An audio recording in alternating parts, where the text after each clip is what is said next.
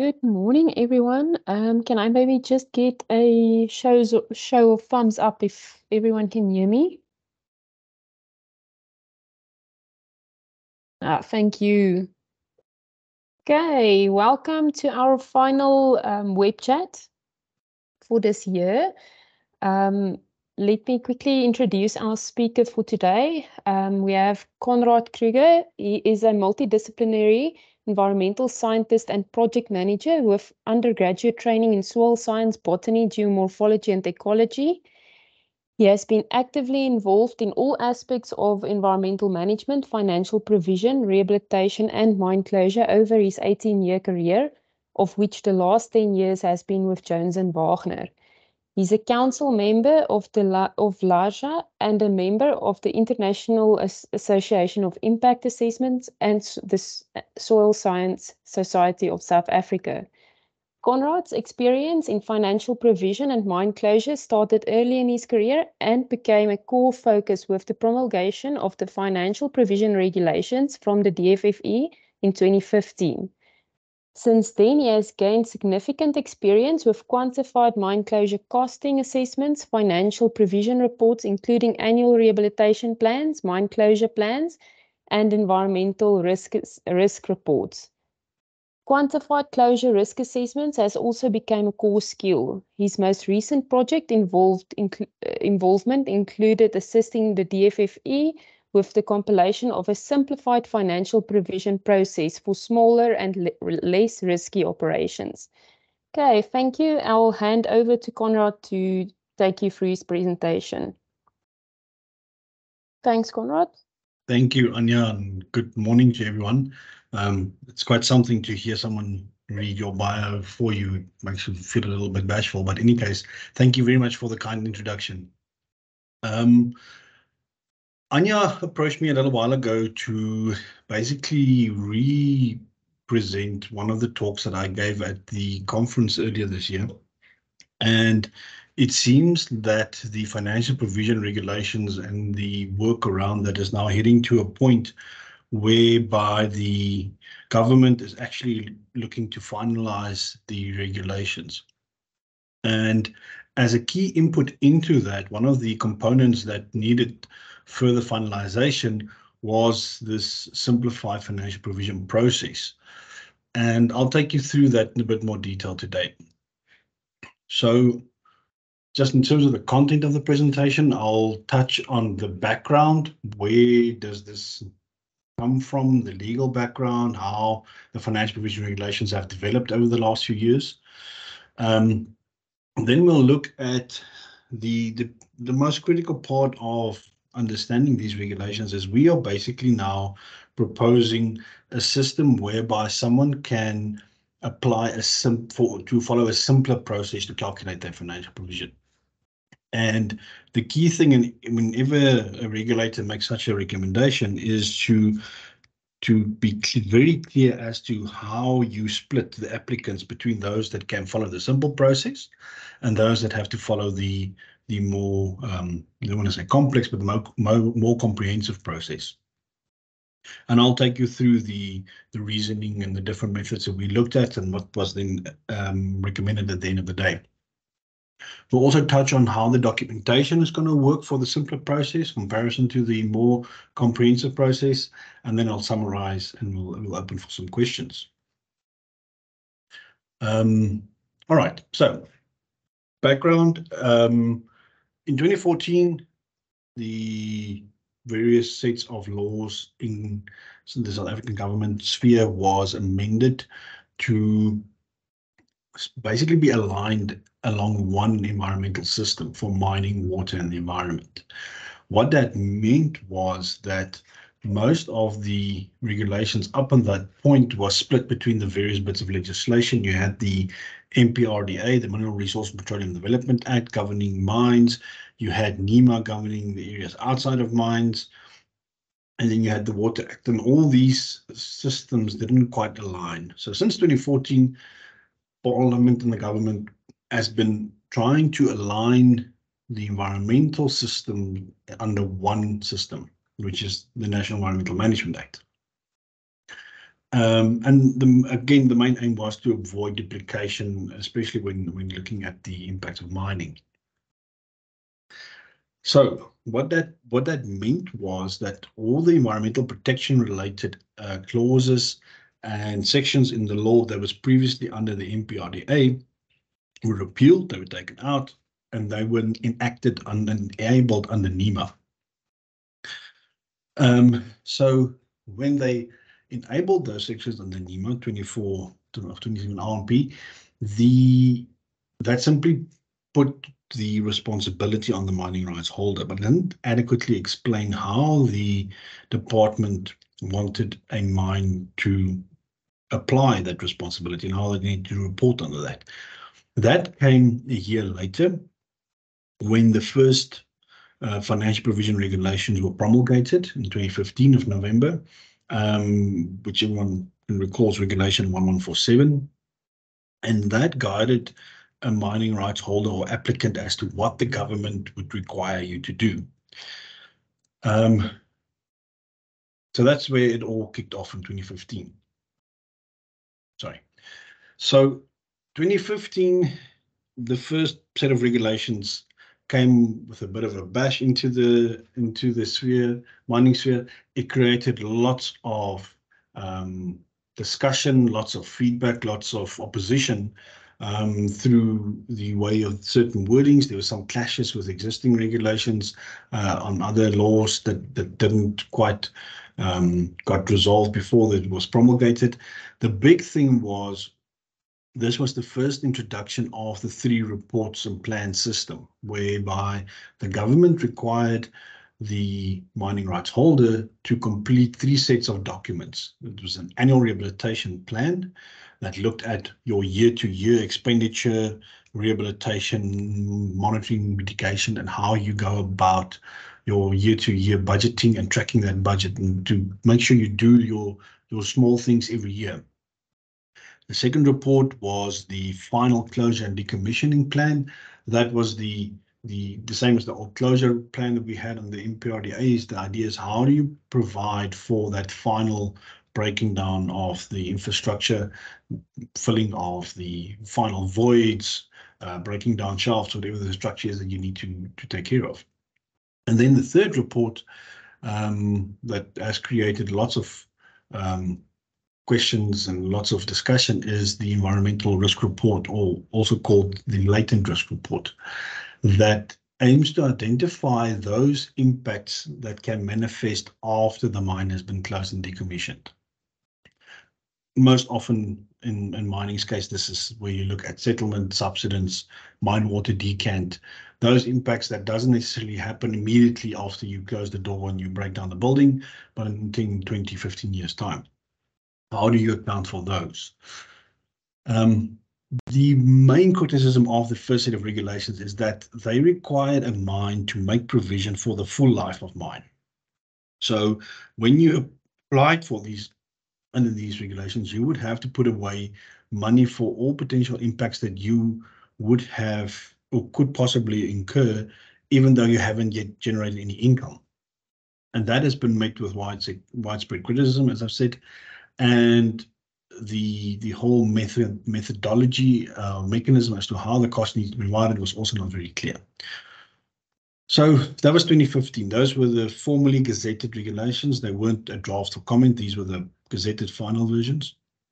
And then since then, almost every second year, a new draft has made its appearance on government side with various improvements and changes throughout the process. As we stand currently, the latest revision is Regulation 2272, or the draft regulation.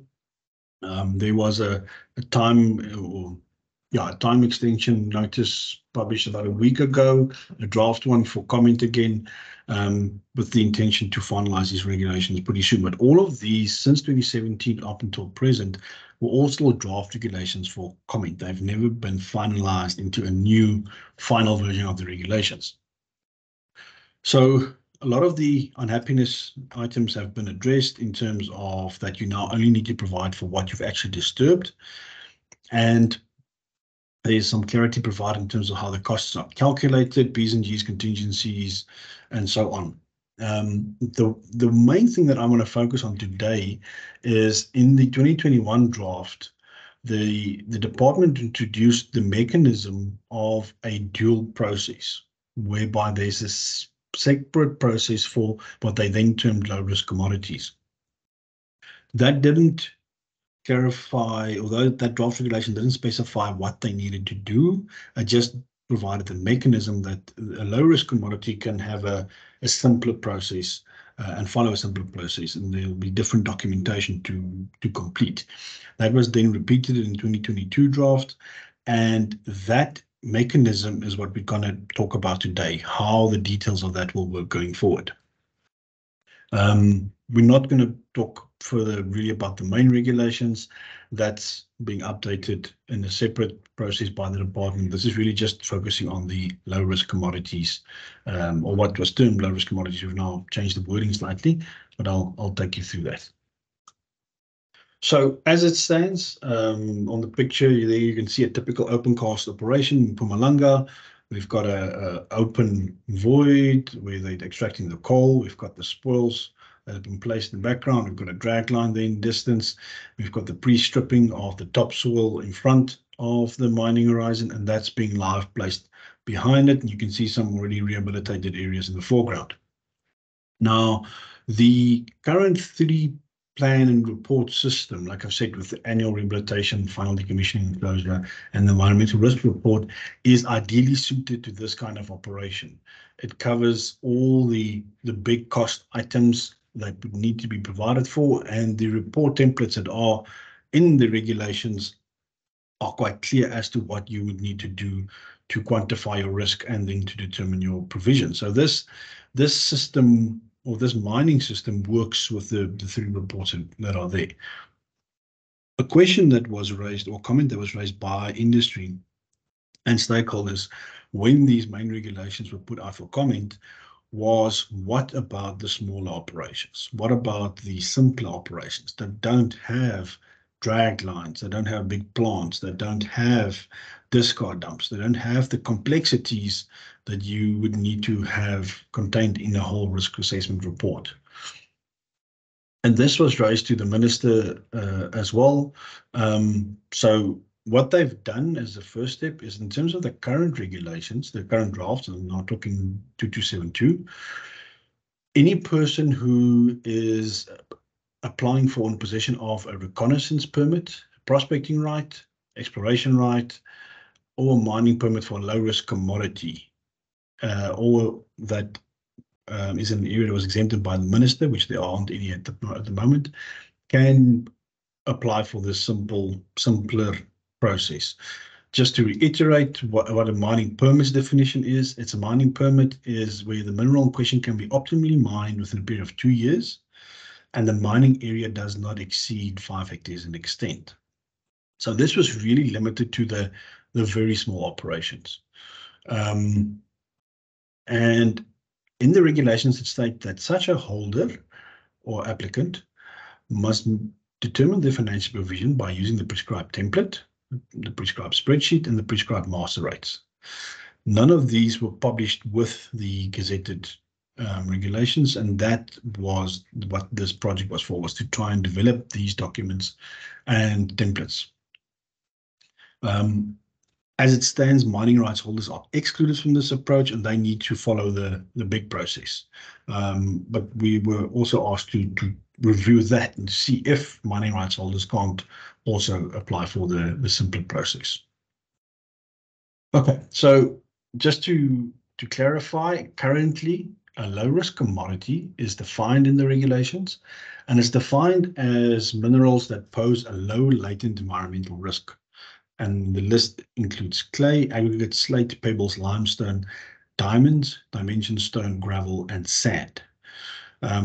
Another part of the comments that we received when this was promulgated is that this list is not comprehensive enough to include all minerals that pose a low latent environmental risk. So we were also asked to review this list and to see if there aren't any improvements that can be made. 2 exclusions that we made to the list is that by mining of base metals, you are automatically excluded from the simpler process. And if you use underground mining methods, because then there's complexities around groundwater that need to be considered that can't be considered through the simple process. So in essence, the way the regulations currently stand, your smaller, simpler operations such as quarries, prospecting areas without bulk sampling and the likes are the ones that get the opportunity to use a simpler process. And as I said, the stakeholders said that's not good enough. We need to include or consider junior miners, small miners, as the current requirements for the full process is too onerous. And there was a comment included from the Minerals Council that small-scale operations are often the first one to default on the environmental obligations. These are the guys that operate on small margins, and if the legislation is too onerous, they won't be able to be resilient enough to provide for financial provision and then to be legally compliant. So again, this is why the simplified process was brought in. And then obviously the question was, why only permit holders? Why not small mining rights holders as well? So that's where we stand. So our project's objective was to establish the criteria that would be used to identify who can use this and to relook at those criteria that's already in the Act, such as the list of commodities and the mining rights extent. And then we were also asked to assist the department in developing the documentation that needs to be completed. And then we also went through a public participation process along the way. Two critical things to please understand with the simplified process. This process is for operations that are already in the DMRE's permit and licensing and prospecting rights system. That doesn't currently apply to artisanal miners. The DMRE is in a separate process, busy to see how they can include artisanal miners in the mining licensing process. But that is still it still needs to walk a bit of a path before that will be finalized. So at this moment, this process is limited to legal operating mines that are governed by the MPRDA. Another key starting point to remember is financial provision regulations and the reporting that goes with it doesn't aim to redo the environmental sensitivity screening that is done at the beginning of an application where you do your EIA, your water use license, your permitting for the mine. We're not rehashing or trying to reauthorize sensitivities. So the process is really, the beginning of this process is where you've already been authorized as a mine or as a quarry or whatever the case might be. And that from here on forward, how do we make sure you are financially set to rehabilitate your site? Okay. Those are just two very key points to consider. So, question was asked, who can then utilize the system? And we decided that the objective of the screening criteria must be to mitigate the risk of underestimating the financial provision quantum, which has been the stance of government all through these regulations in the past, as well as the government wants to ensure that any operation is adequately funded in case they need to close or in case they need to rehabilitate any impact that might occur. So we had a look at the typical closure costing estimates for these smaller scale operations, for low risk operations, and we identified the main contributors to the financial provision for these smaller sites.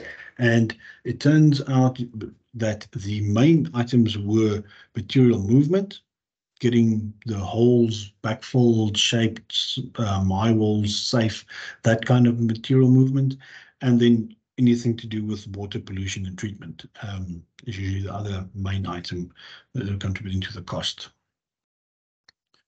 So, sorry, the first attempt was to try and develop a simple, quick calculator that would be able to quantify any of as you can see, you look on the screen, there's 4 different mine setups that are illustrated.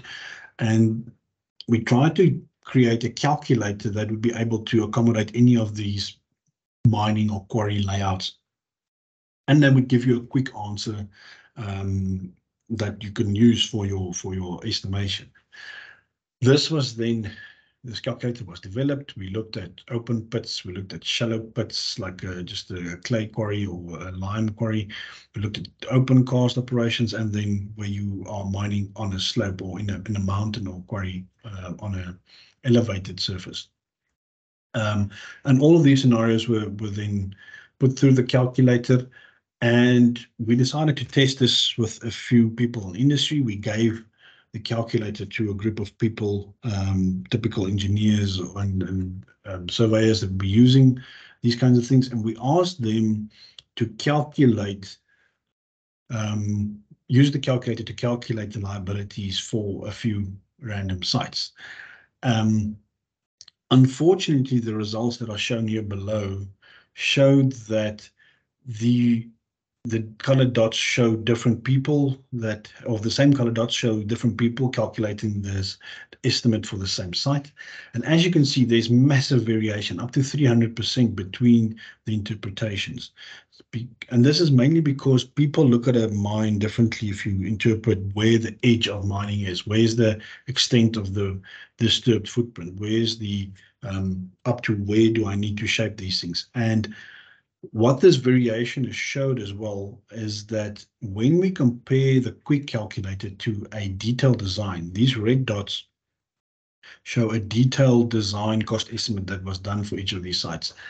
There are instances where the quick calculator gave an answer that's significantly lower than what the detailed number is.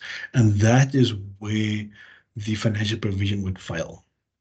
You wouldn't be financially funded enough to cost for that closure of that site. And we also looked at sites of different sizes. As you can see, the area at the bottom, anything from a 1-2 hectare site up to a 90 hectare site was assessed. But in all, the quick calculator showed too much variation to be used. It was not giving the results that the government would want in terms of the spread of the calculation. The other thing that was considered was water pollution and treatment. And there was criteria developed to identify activities that affect surface and groundwater quality and volume. And these activities typically require specialist study inputs, and they increase the complexity of any closure calculation. And therefore, wherever there is a chance of water pollution and treatment requirement, those commodities or those mines have been excluded from the simple process, because then the process is no longer simple. And that's why a risk-averse approach was adopted. And any mine that are exposing or pollutants or hazardous materials, or that's an underground mine, or that has a TSF connected to the mine, or where the regional groundwater level is impacted, those are the mines that were considered too complex to use the simplified process. And these are the ones that were part of the screening to not use this process. So after that initial screening and the initial stakeholder engagement, we had a bit of a stakeholder workshop, and it was concluded that that quick calculation method wouldn't work. It also concluded that water pollution treatment issues are too complex to have a quick calculation or a simple answer, and therefore they should rather be excluded. And at the end of that discussion, it was agreed that your main focus should be on mines that only really require earth moving at the end of their life and decommissioning of structures, and that material movement quantities should be determined by a competent person that can assist the mine in calculating that. And that competent person would really be the only specialist that they would need to get involved. Whereas you do the full reports and plans, you've got a rehabilitation engineer, you've got a a closure costing specialist, you've got your groundwater specialist, surface water, and so forth. So there's a whole team of specialists that would need to help determine the liability, whereas with the simple one, we're really going to focus on earth movement. So we then developed the screening criteria. The first set of screening criteria looked at avoiding water pollution and treatment. And then the second set of screening criteria looked at material movement quantities. And then that, once you've gone through that criteria, you would be put in either the simplified financial provision process or the detailed financial provision process. So looking at the detail of those two processes, the first set of questions that we asked is, are you extracting commodities other than those identified as low risk? And as I've mentioned, we had a look at that list of commodities that was currently in the regulations, and that has been expanded according to a best practice guideline that was published by Water Affairs for small-scale miners. And that guideline states which mining commodities they believe are low risk to water, or for the treatment and pollution of water. So that's the first step, is do you mine one of those low risk commodities? And I'll show you the list now. If you do mine something other than those ones, then unfortunately you will have to do the detailed financial provision. If not, then the next question that you need to answer is there any underground mining methods that you're employing? If not, then you can continue. And then we asked, are you using any processing methods other than mechanical processing? And what we mean by that is, are you doing chemical extraction, like what the gold mines do? Are you leaching minerals out? Do you have furnaces that extract the metals, or are the chemical processes or others that are involved in the site? Those are too complex for the simplified method because we're just really looking at earth movement. So then you would need to follow the detailed financial provision process. Then there's another tier question where we ask, are you mining through any mining that will expose or mobilize hazardous elements as defined in the Waste Act? And then we're talking about something like if you mine through asbestos or sulfides or something that can create acid mine drainage, or that can spontaneously combust, or they can create another set of hazards that's not really accounted for in just earth moving. And then you would also need to do a detailed assessment. And then the next question was around, is there a tailing storage facility on site? We have in later updates taken out these sizing restrictions, which are basically just it doesn't include a TSF on site. And the main reason being is this is lessons from Jagersfontein and a few of the other sites that have recently created massive impacts on a worldwide scale. As these tailing storage facilities are risky facilities that warrant a detailed approach and a detailed risk assessment that they can't follow the simplified process. And then lastly, the main one related to the regional groundwater table is there a risk that you will have a drawdown effect on the regional groundwater table around you? Now, we know there are instances where you are in the middle of nowhere and you don't affect anyone, but in order to make these regulations clear and concise, we had to put in a limit. So currently that limit has been recommended by geohydrologists to be at 5 meters below the regional groundwater table. If you go deeper than that, you will have an impact on the water table, and therefore you need to have some sort of groundwater study, which we're saying the simple process don't need. So if you are not impacting on the regional groundwater table and you said no to all these questions, then you qualify for the simplified financial provision.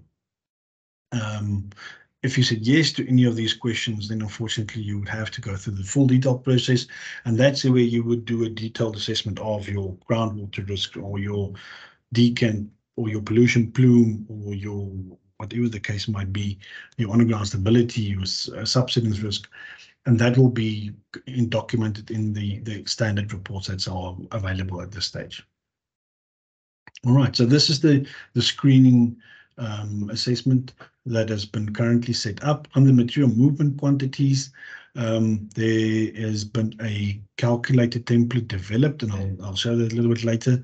And that the quantities that gets plugged into that needs to be signed up by a competent person. I'll explain what this competent person should be. And that's really the one person that you need to get involved if you are following the simple process.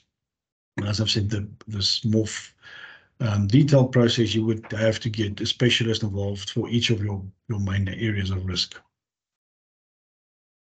Okay, so now we've got the screening questions kind of wrapped up. We asked ourselves, who would need to use the simplified process if we apply those main screening criteria? And we had a look at the DMRE's list of operating mines. This database is available freely on their website. It doesn't split the mines between mining permits and mining rights. This just simply says mines.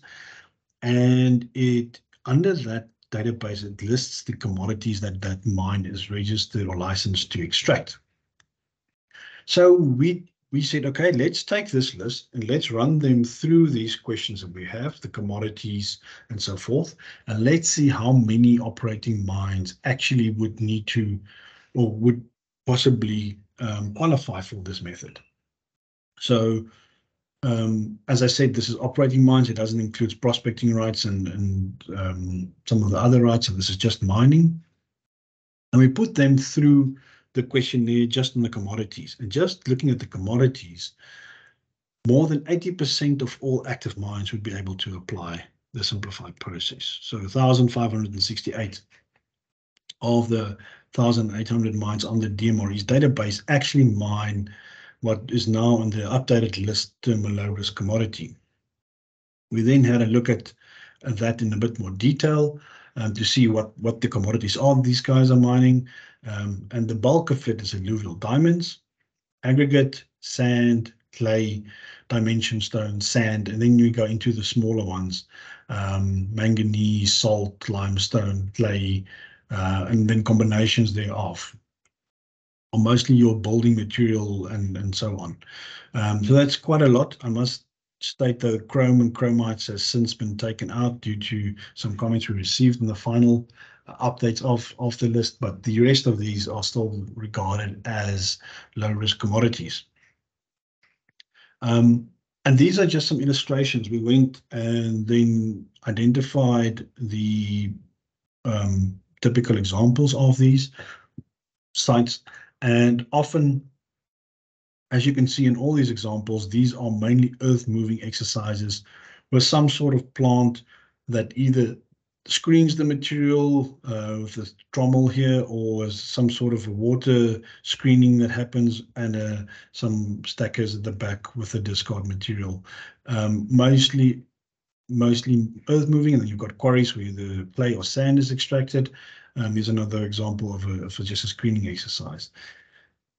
Looking at it in aerial view, these are really simple operations. Like this example, there's two pits. There's a small stockpile, there's another small pit, and there's a road. And then the plant is moved between the pits depending on where they work. So these are not your big open cast operations, as I showed in that first exercise, or the first few slides, where you have big plants and equipment and discard dumps and all like. These are your smaller scale operations that we are looking at. So the next question was then, what documentation would you be required to complete? And the first is the template on how to calculate the liabilities. Now, it was decided that this would be done in an Excel format. And then there's another template, the documentation templates in Word. And the reason being is we wanted to create documents that are user-friendly and that any applicant can download from the department's website, and they can fill in the necessary information. This calculation template includes all the generic activities that any small-scale mine would need to complete or would have on their site when they decommission. And then it also includes regional and activity-specific rates. So a lot of you might recall that with the previous set of quantum guidelines, there was lots of issues around the rates. And the master rates and the update thereof. And in this template, again, we're going to rely on master rates. but there will be a published list of rates issued by government on a I think we said a 3-yearly basis that will be updated with CPI in between the 3 years, but there will be a published gazetted list of master rates, and that will be handled by the government in updating the rate, so there won't be a case that a rate will be out of date. And the calculator also allows for month-to-month escalation, has a bit of a tool built in to assist with that. So all the applicant needs to insert is a few minor details on where his site is located, and then the quantities that he needs to move around on his site. Once he does that, then the calculator will give him what his financial provision liability requirement is. As I've said before, the recommendation, because of that variation in the cost, the recommendation is that that calculator needs to be signed off by not only the applicant, but also an independent competent person. And a competent person that will be reliable for the accuracy of the estimation is really someone that can take a plan or survey of the site and can say, yes, you have quantified the volumes that you need to rehabilitate the site accurately. Then there's the second part of the documentation is the MES Word template, where we've taken the 3 reports and plans that were in the comprehensive approach, and we've simplified it into a rehabilitation plan, into a single report. And the main focus is more on the annual activities, as the bulk of these smaller scale operations are mined out within a couple of years.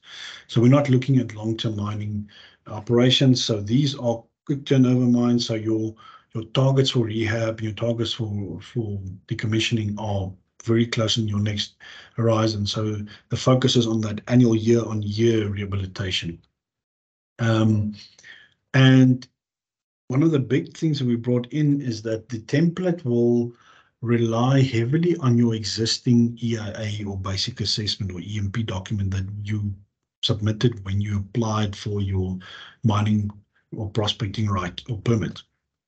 The aim is not to redo the risk assessment that was in that basic assessment or EIA, and that will rely heavily on that. So you will avoid duplication of information, and you won't need to redo the risk assessment. If you go through the the comprehensive financial provision, you are required to do a quantified risk assessment, and that is different to what you have in your EIS because you've got more complex issues to address. So that risk assessment, in this case, is the requirements a lot simpler, and you rely on existing documentation to complete that.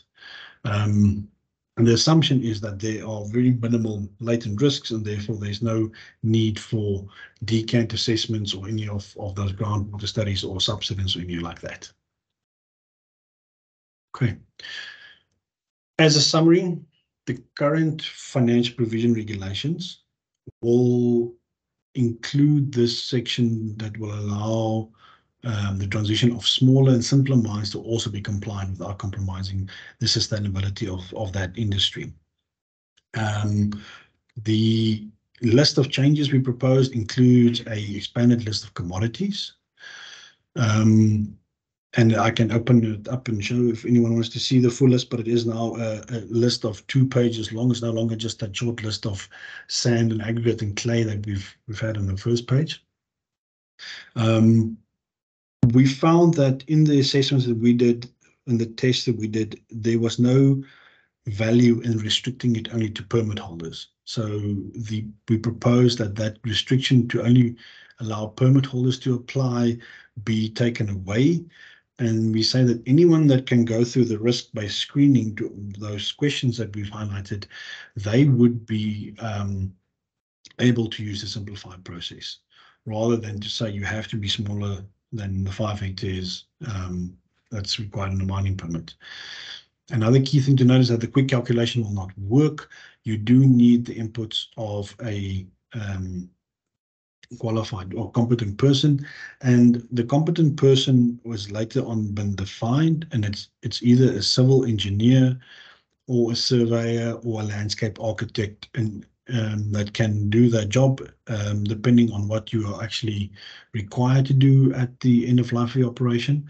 But there's a list that will be gazetted stating what that definition of competent person are and what his qualification needs to be. But it's basically someone that can sign off quantities and say, yes, you've interpreted your survey or your plan correctly. This you need the X amount of cubes to fill your void. Then the rehabilitation plan document, it was recommended that there shouldn't be a restriction on that it needs to be an independent person for the simple process, because you're relying on the EMP or the basic assessment that was done for the site. It can be an internal or an external person that compiles that report. And again, we are relying a lot on the existing documents.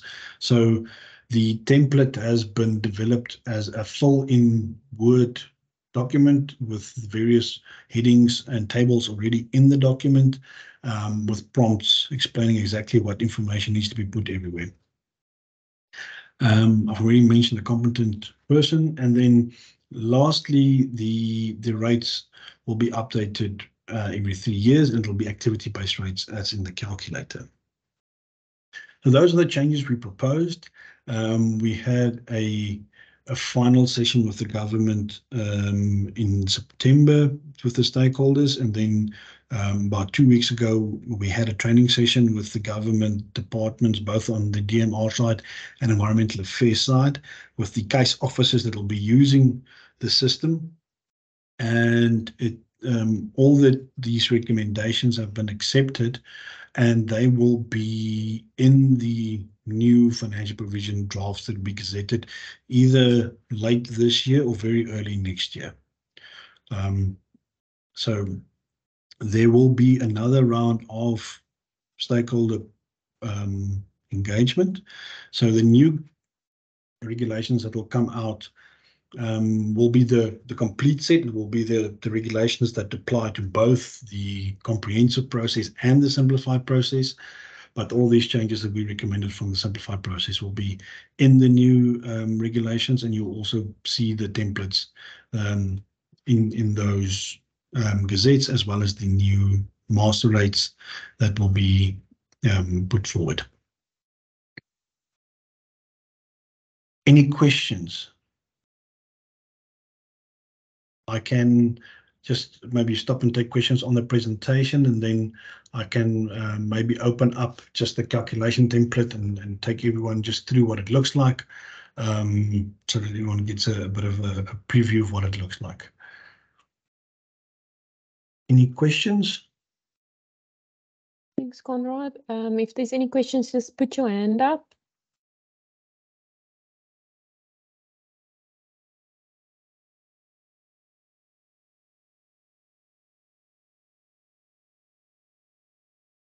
Nice. Yes.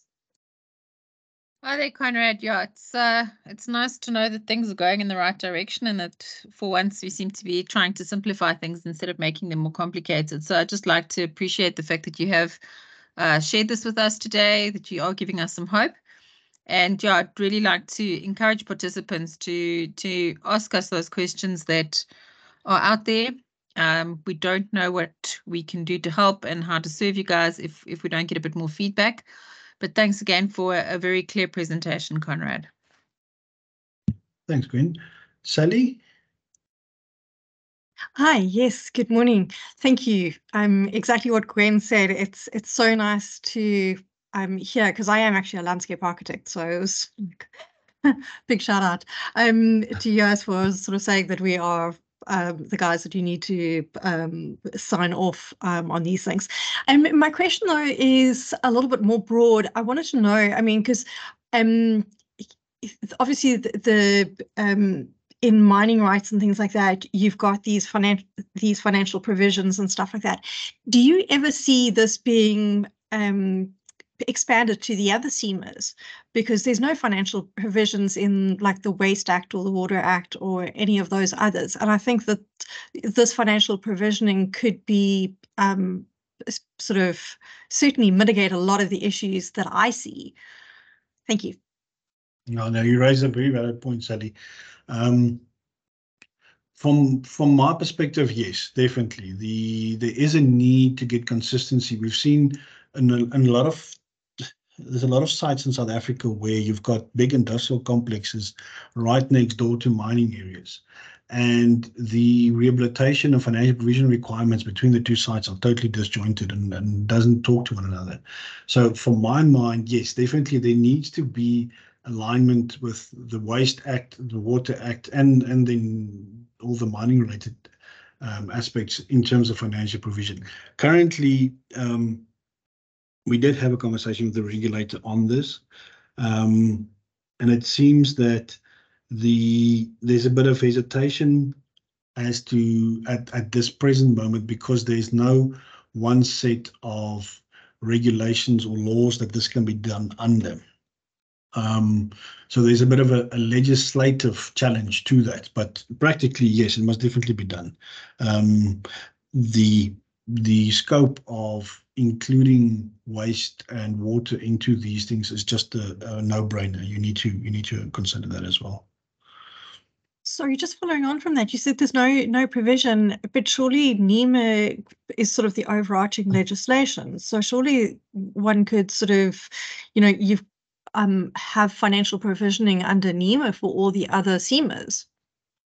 Yes, that would be ideal. I'm not au fait with what the exact restrictions were that the regulator referred to, but in my mind, NEMA would be the act that would govern all of that. Yeah, no, I mean, it would be amazing to sort of have that, because it just seems like the Mining Act is people like yourselves have taken it and sort of like really delved into it and made it very comprehensive and said, this is what you need to do, where the other acts, it's a little bit wishy-washy. You need to have, but if you don't do it, oh, well, we'll give you a slap on the wrist kind of thing. And, who cares kind of story. Yeah, no, 100%. So, I mean, when I went through the Mining Act, it was just like, oh my goodness, this actually needs to be expanded and implemented with the rest of them. So, yeah. But no, wonderful presentation. Thank you so much. Thank you. I don't see any other hands at the moment, so I'll quickly just share the documents that we prepared just to give you everyone a bit of a view of what they look like. We've got another question from Werner.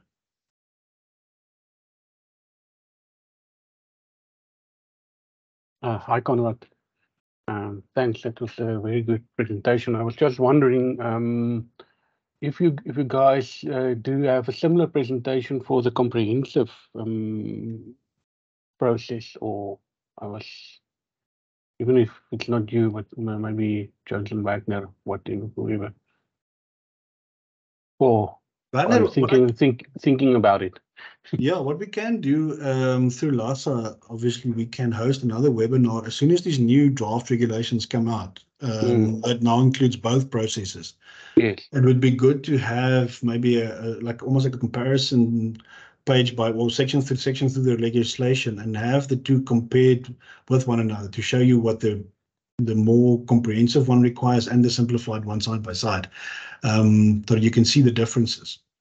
But I think we're all waiting with bated breath to see what these latest draft amendments bring out. So, but I can commit to that as soon as those are out, then we'll arrange another webinar session to go through those detailed ones as well. Yeah, this is very informative. Thank you very much. I'm actually an auditor, so I'm more in after the provisioning side of it, and the calculations and what it all entails. Because you just want to make sure you cover all the bases from an audit perspective, rather than just maybe what the client says. Yeah, no, 100%. Yeah, excellent. Thank you. I think that this is one thing that the regulations have done. They've made engineers and auditors talk to one another for once. So it's definitely created some interactions, whether it was good or bad. It's definitely created some interaction. Yeah. Okay, thank you very much. All right. Okay, I'm quickly just on my screen going to share the Excel template first. This is now was the draft that was out for stakeholder comment, and that'll be now refined with the publishing of the new gazettes. So the starting page of the calculator will have those questions that we asked. Are you mining anything that's hazardous? And as you say no, if you say, for example, yes to something, it'll say to you, sorry, but you can't use the rest of the sheet. You need to go through the full process or the comprehensive process. So your screening questions will be added to the beginning of the sheet. And then if you answer them, it'll say yes. And then here's the list of commodities that I referred to earlier that's been expanded. You'll see it's quite a bit longer, and it includes varieties of different minerals. The main reason why it's more comprehensive now is there's a lot of these minerals that are in the keen way of their mining, they're basically inert. So they shouldn't really produce any impacts. And this is the expanded list that we referred to in that first question. There's the questionnaire that I showed you was for mining. There's a shorter, simpler questionnaire for prospecting. Prospecting also does form part of this, excluding bulk sampling, of course, but there's a simpler version for them. Then there's an instruction page on how you need to complete the calculator, as well as just a list of definitions. This will be tidied up and neatened up, so this was just to illustrate the point. And then here was just a summary of the requirements of that competent person. So please, something that's created a bit of confusion. When people see this table, they think they need to appoint a landscape architect, a quantity surveyor, a land surveyor, a civil engineer, EEP, and environmental scientist. That's not the case. You need to appoint one competent person. The EEP and the environmental scientists we just added to provide clarity, because they were usually the people that were reading these regulations. But they aren't competent in terms of calculating the quantity. So that's why the other roles are really the key ones you need to take note of. Okay. Then there's an input page, basically the applicant's details, the details of the person who signs off on the quantities. And then there are regional factors. The rates have in the background have been modified slightly between regional, inland and coastal rates, rural and non-rural rates, and then per province. And then for this example, we put in the CPI indices for the various aspects, for labor, plant, materials, and fuel. This, depending on the government's decision, this might be hidden and pre-populated in the draft gazette. They still need to decide on whether the government will be issuing these on a regular basis or whether the applicant will fill this in. But this is just showing what the indices are that we used and where they are obtained from. And then we get to the costing. This is what we call the bill of quantities that was developed. I'm just going to close the main parts here and just go as a summary through it. So we've got landform shaping, topsoiling and vegetation, stormwater, demolishment of structures, maintenance, and then specialist studies and authorizations as your main components. And then if you expand that, you've got all the different activities under that. And one thing that the new regulations have brought in, you'll see the unit is usually in cubic meters, unless it's an area-based rate. But it's moved away. It was one of the big criticisms of the quantum guideline, is that it was only area-based rates, and you didn't account for deeper or shallower pits. And we've moved away from that, so it's all quantified in terms of cubic meters or square meters. And again, hence why you need a competent person to sign off. So all that an applicant in this case needs to fill in is the quantity in these yellow blocks. And you only fill it in for the activities that's relevant to your site. and then the rate is pre-populated based on your regional factors and your CPIs, and that will then give you your amounts. So for example, if I put in 1,500 here and say another 2,000 cubes here, you'll see that the numbers pop up automatically in the side here. And that then will pull through to a summary. And this is the summary that will get inputted into the report at the end of the day. You've got your main components that you need to cost for.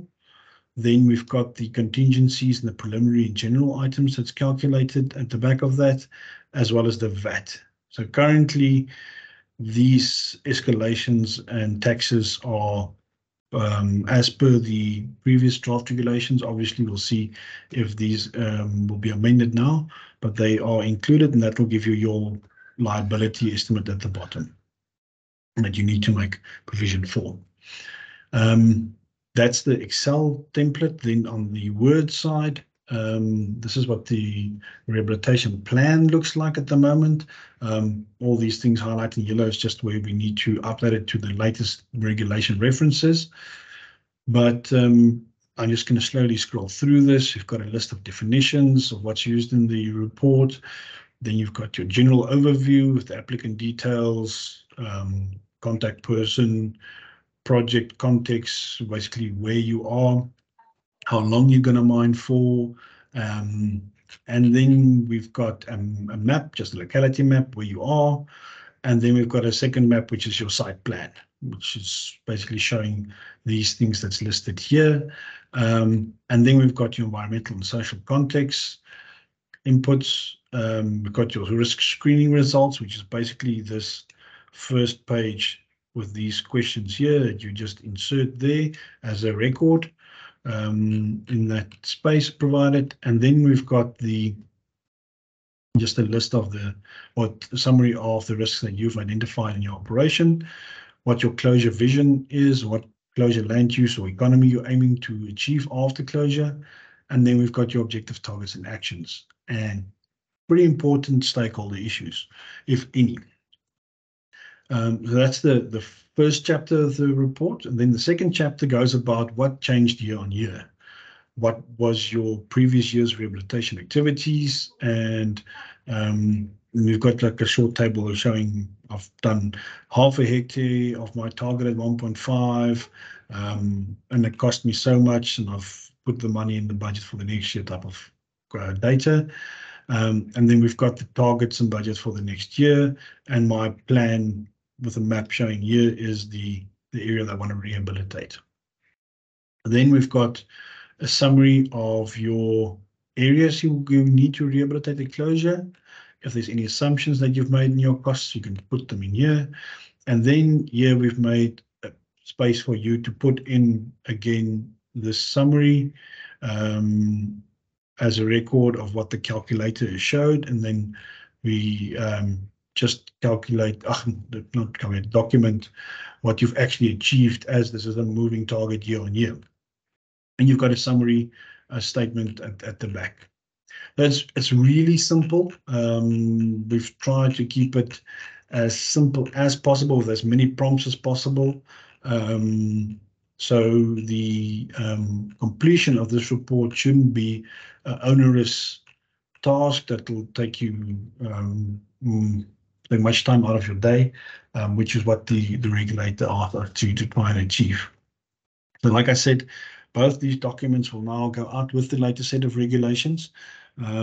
Please feel free to go through it. If there's any comments or improvements that you recommend, please, you can comment through the normal channels to the regulator with the gazetted documents.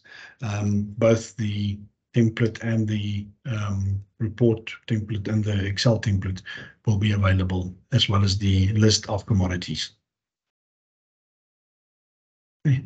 Any questions on the documents? Carol, I see your hands up.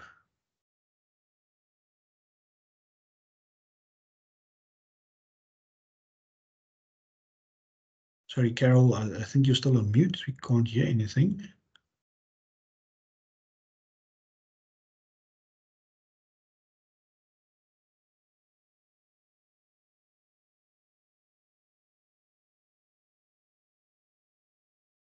If you're struggling to unmute yourself, maybe you can just type your question in the chat and then I'll see if I can get to it. Conrad, maybe a quick question from my side quickly. Yes, If you have a site with a kiln that's actually on site in their mining right, does that push them to the detailed method, even though it's a low risk commodity? Because they're using heat and Yeah. So the example you're talking about has been one of the big areas of contention with the way that these are currently worded. In that most of the people that extract either lime or something that cementitious that they want to dry out, and you've got a kiln on site that does that for you, that heat process or basically thermal processing is currently not part of the simplified process. So you would then be pushed into the full financial provision bracket. There has been a submission by the cement industry representatives to have that amended, and the department is currently considering that. But as it currently stands, it is excluded. Yes. Okay, understood. Thanks. Carol, I see your hand is still up. Don't know if you maybe can just type in the chat.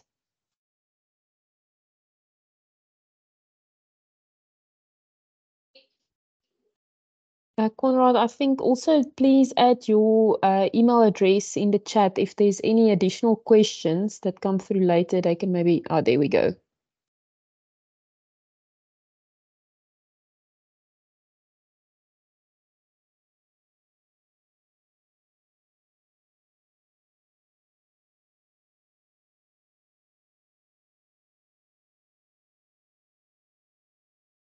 Okay, Carol, typing on questions. Let's see.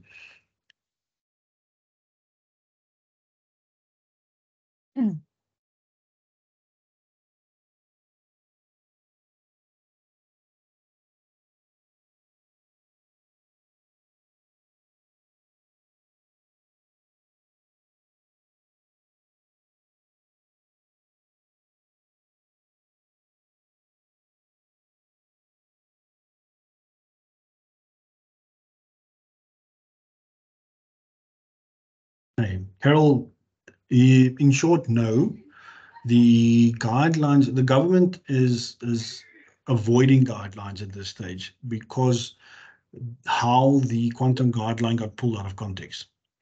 That the quantum guideline was only ever meant to be an internal guideline for the departmental officials to be able to check and evaluate quantums that were calculated. It was never meant to go out into the public realm and for the larger population to use it to determine their quantums. So with that in mind, currently the regulations will be the main set of documents that they issue. There has been talks about having training firstly for government officials themselves, and then later to possibly expand that to the larger stakeholder groups. Initially, the discussion was mainly on the simplified process, but I can't see why it can't be extended to the comprehensive set of regulations as well. There has been a few stakeholder workshops, but that was more to talk about the nuts and bolts of the changes than really to provide people a guideline or training on how to apply it. Also, the main reason there's not a guideline is the government has been very much non-prescriptive in the more comprehensive regulations. You'll see that there's a requirement for risk assessment, a quantified risk assessment, but they don't give a methodology on how that's done. They're also non-prescriptive and quite a few other things as well, where they basically leave it up to the applicant to motivate and to discuss based on either specialist inputs or their own internal motivations on certain aspects. So it's like they've taken a stance not to be too prescriptive, because then the comments tends to be on the methodology they propose rather than what they're trying to achieve.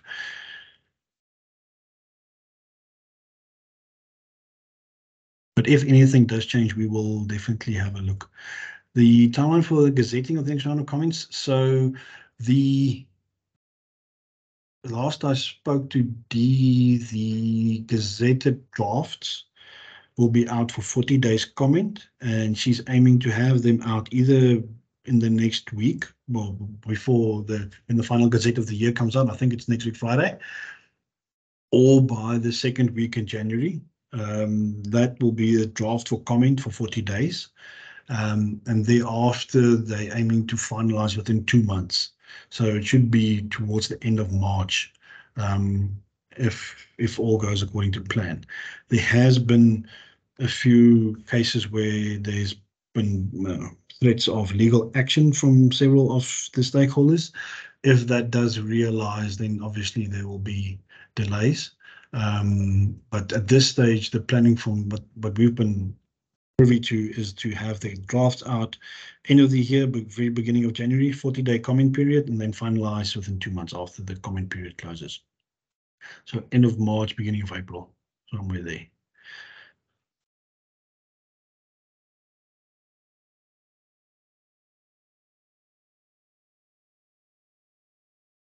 Online system, Mariki, the simplified one, no.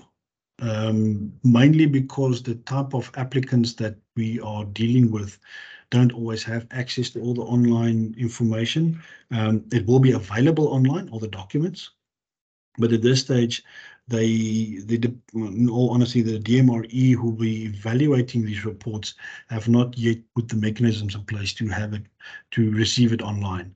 Whether they plan to or not, I'm not 100% sure. Those details still have to be ironed out. But at this stage, the documents will be available as you would get the current mining permit EMP template from the DMR's website. But I'm not sure if it'll be an online system. At this stage, everything's been set up to be almost a manual system. And I think the main reason is that they don't want to burden the online system that's supposed to deal with applications only with the financial provision as well. There's a concern that there'll be too much documentation flowing back and forth. But that's a practical issue that they still need to iron out.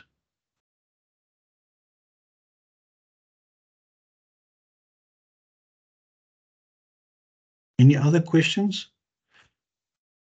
Like Anya said, I've put my email address in the chat. If there's any questions that anyone wants to ask me directly, you're welcome to. All of this is public information, so the presentation and the templates are public documents. They will be slightly updated for when the Gazette comes out next year. But all of this is available to any and all parties. It's not like any of this is confidential. So if you need it, you're welcome. Just pop me a request and I can send it through to you. Please take note that the process that we were involved in to develop the documents and that stakeholder participation has now run its course. So any comments from here on further needs to be submitted directly to government as part of the update of the gazettes. We know we've now basically done our bit. We're not going to be part of the Gazette updates itself. That's a government responsibility.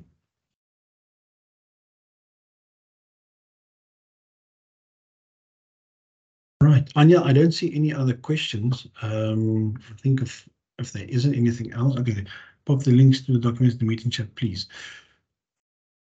I will do that. Gwen, you just need to give me a few seconds to upload them somewhere where they can be publicly accessed, and then I'll pop the links in the chat. If not, we'll send it out to all the attendees. Okay. I don't see any further comments or questions. Thanks, Conrad. My pleasure. And thank you everyone for taking the time out to listen to my waffle. It's been an 8-year journey to get to this point. Hopefully we will get somewhere with the government in the next few months and get to a final set of regulations that we can actually work with. Start implementation. Thanks, everyone. And please keep an eye out for any further web chats starting again next year. And please enjoy your day. Thanks again, Conrad. Thank you. Have a good day. Thanks. Thanks, everyone. Have a good day. Bye.